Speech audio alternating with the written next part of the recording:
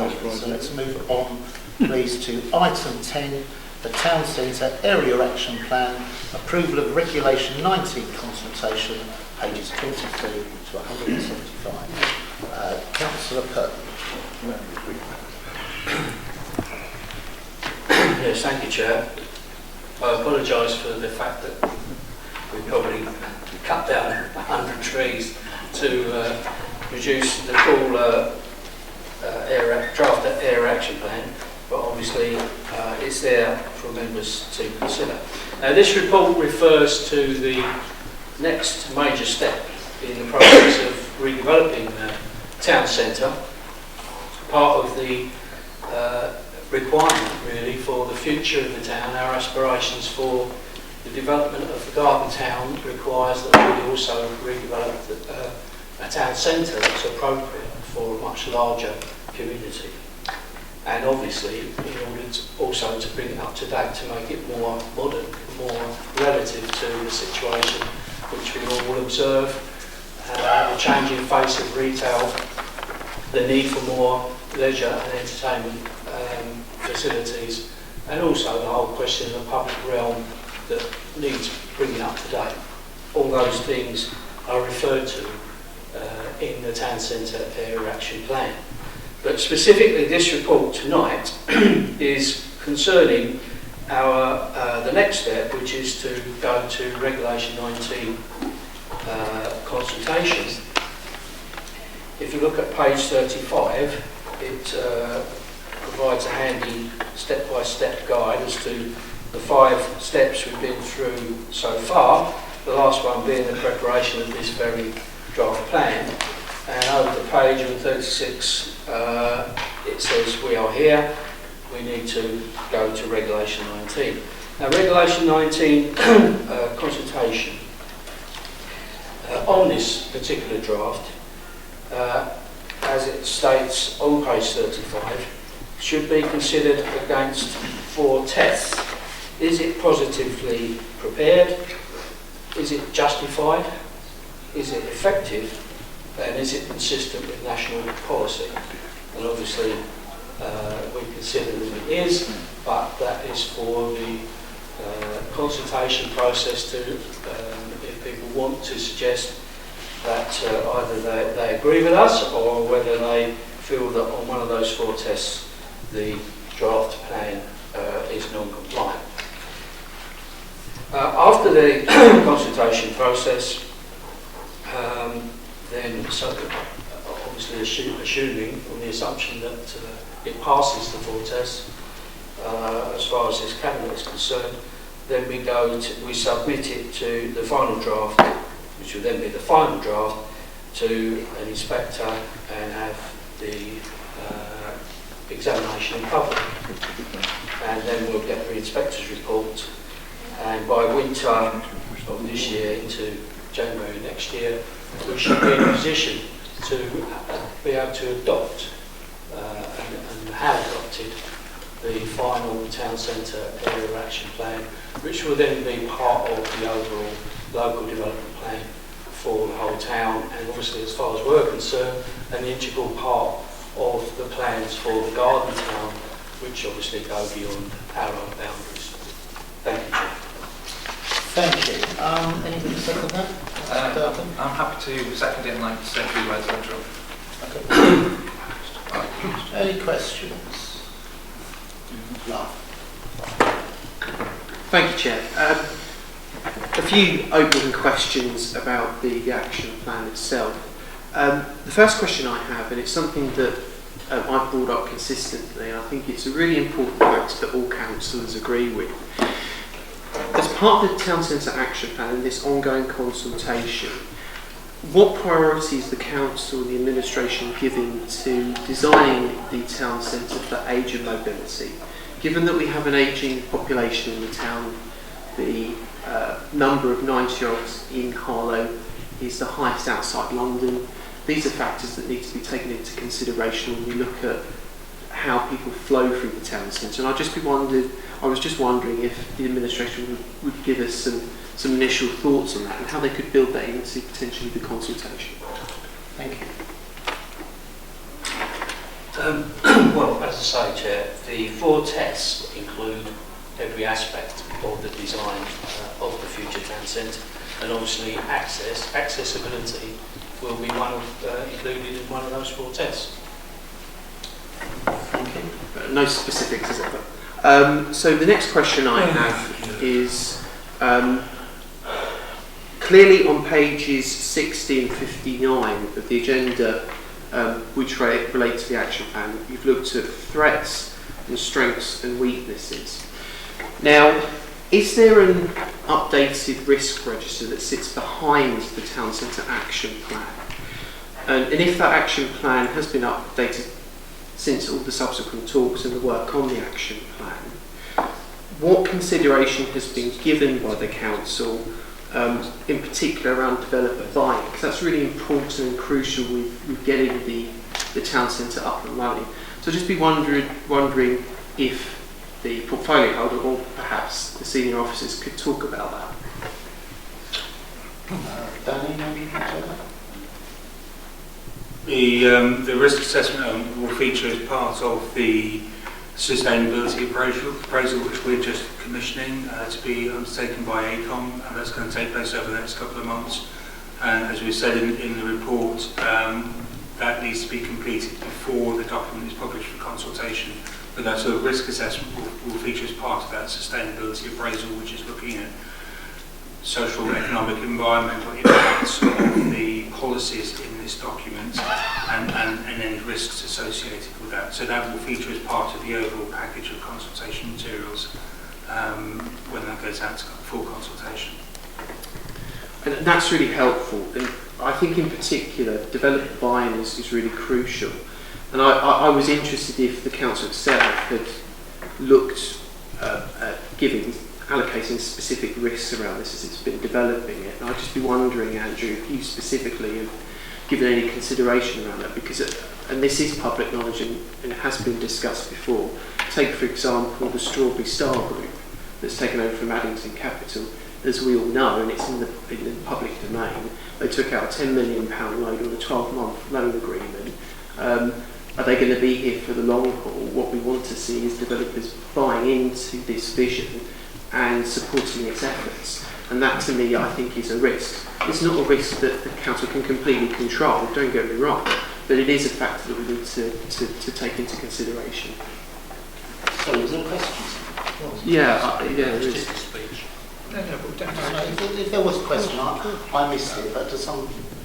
Have you an answer for his question? Yeah, he does. Well, I think absolutely we would acknowledge those points, and clearly we can't control all the actions of individual private developers, but I think what we would see is that the production of the area action plan, for the first time for Harlow Council, provides a set of really strong, robust policies that developers have to abide by, and will give us much stronger tools than we currently have in our armoury of planning policies to be able to influence what gets built in the town centre. The way that the area action plan has been drafted is in the spirit of positive planning. So it's about setting out aspirations and what we want to see to attract quality developers who buy into those aspirations. I think so. Hopefully, the document will achieve that. I think, Councillor Charles, if I can just add to that, I share your concerns about short-termism, and it's certainly been a topic of debate in many different forums that I've been in about the need for a long-term vision. Then the next question I have, and it's alluded to on page 60 under the threats, and it's in particular around investment and the council's considerations around a sustainable investment pathway for the ambitions it set out in the town centre action plan. I'll remind people there is cross-party consensus on the town centre action plan, and we are behind having a revitalised town centre. So my question is, does the council factor into its planning, whether it's a 10-year or a 20-year cycle, the kinds of sustainable investment pathway it needs to achieve to realise the ambitions in the action plan?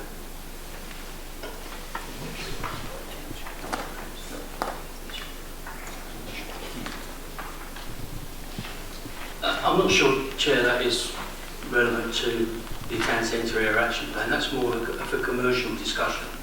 And of course, as everybody knows, we have very little commercial ownership in the town centre.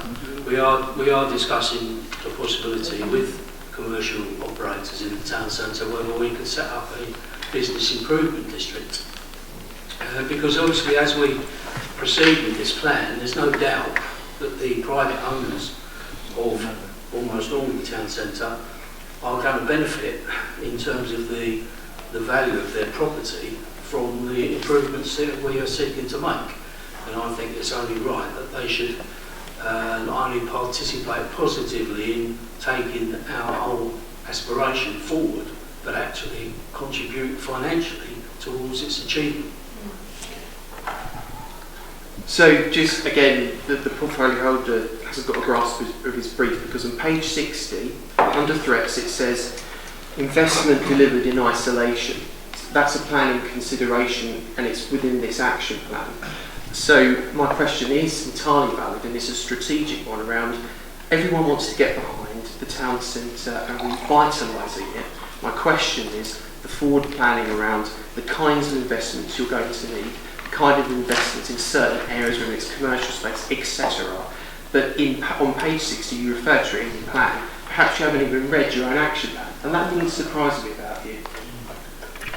I'm not entirely sure what the question is again then. No, I don't. Councillor, have you read your plan?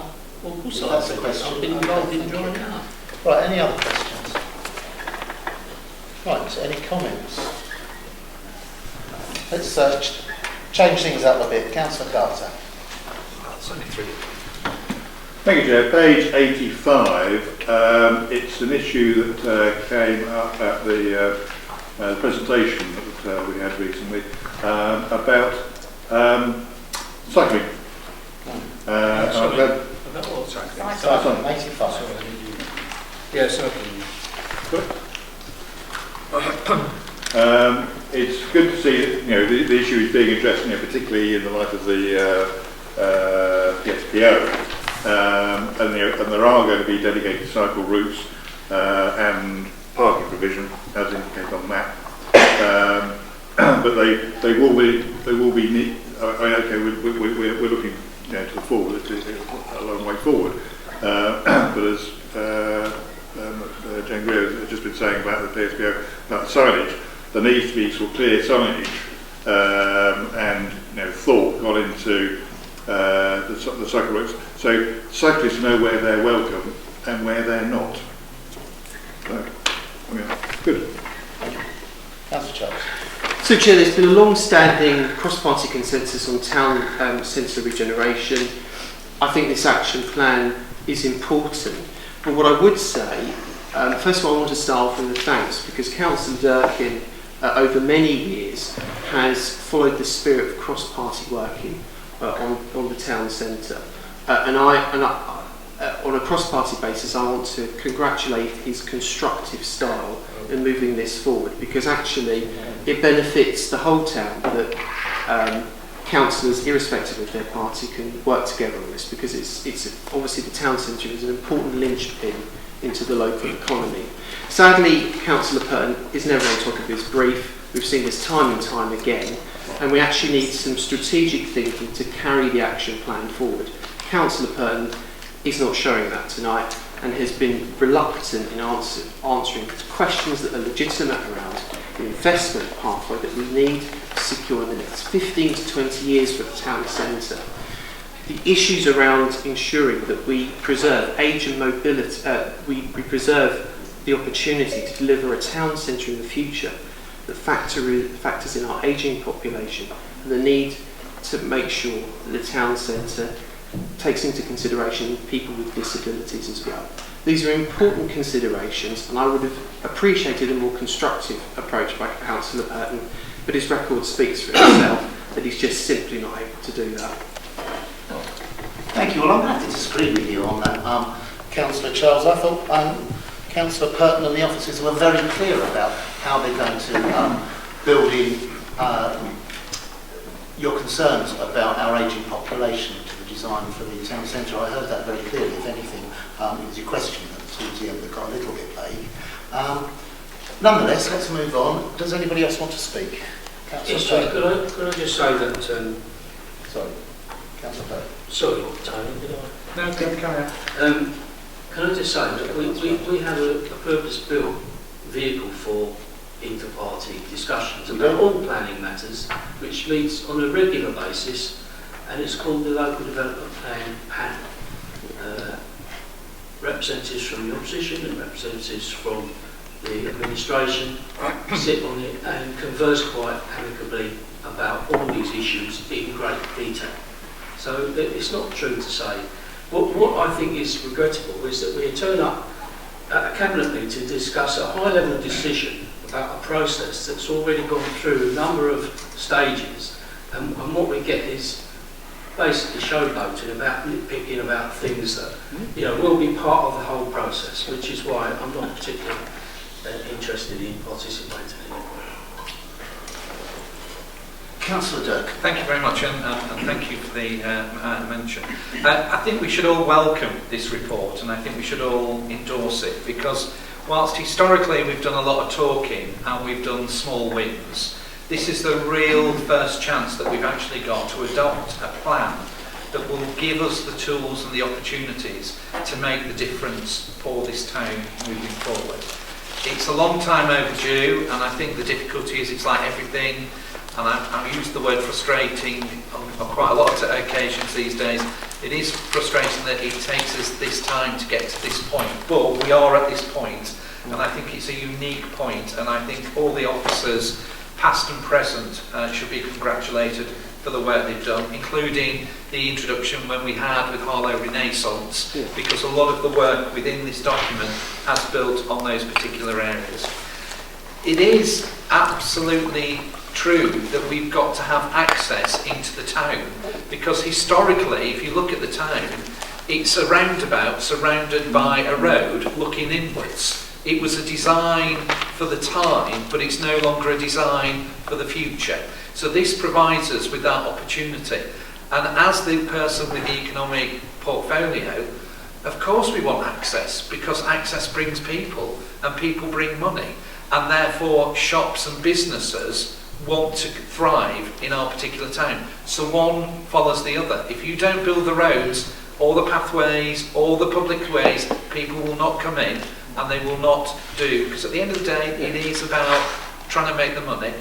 It's about businesses, hang on, that's Simon Dowd. It's about businesses, it's about leisure and pleasure, and it's about the whole town, not just a certain culture or a certain group in town. And I know it's frustrating because some people now view us as a coffee culture, and people don't want to come into town for that. We need to change that, and this gives us the tools, the opportunity, the influence on businesses currently and future to go out with that real investment. And the other point that you're making, absolutely, it's true. We have to invest, but we have to invest right, for the right reasons, with the right partners. And the group that you've discussed, yes, there are concerns, there are legitimate concerns, but these are businesses that have the right to buy and have the right to put those planning applications in, and not unless there is something legal, there is very little we can actually do. So we need to work with these people to make sure our town centre is the best for everybody, not just the few. So I welcome and endorse this report. Awesome. Thank you. Councillor Evans. Just in the short term, can we also do something about the existing access? When one looks at the underpass at Sharpcroft, not us do something, the county council, can the county council kindly do something about the existing access to the town centre at the moment? That access, which is supposedly designed for people in wheelchairs, etc., to go through, is so potholed, and it's been like this for years.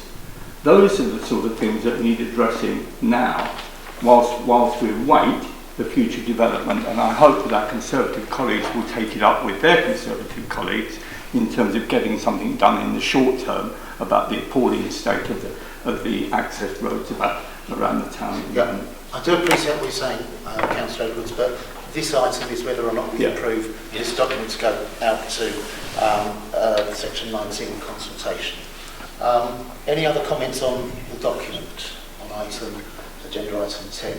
So, do we agree to accept the recommendations? A, that we approve the draft town centre action plan is published for the purposes of consultation under regulation 19 of the Town and Country Planning Act, and delegate authority to the Managing Director in consultation with the portfolio holders for environment regeneration to make and approve any minor or inconsequential amendments to this plan arising from the completion of ensuing technical documents and any further legal advice. Agreed.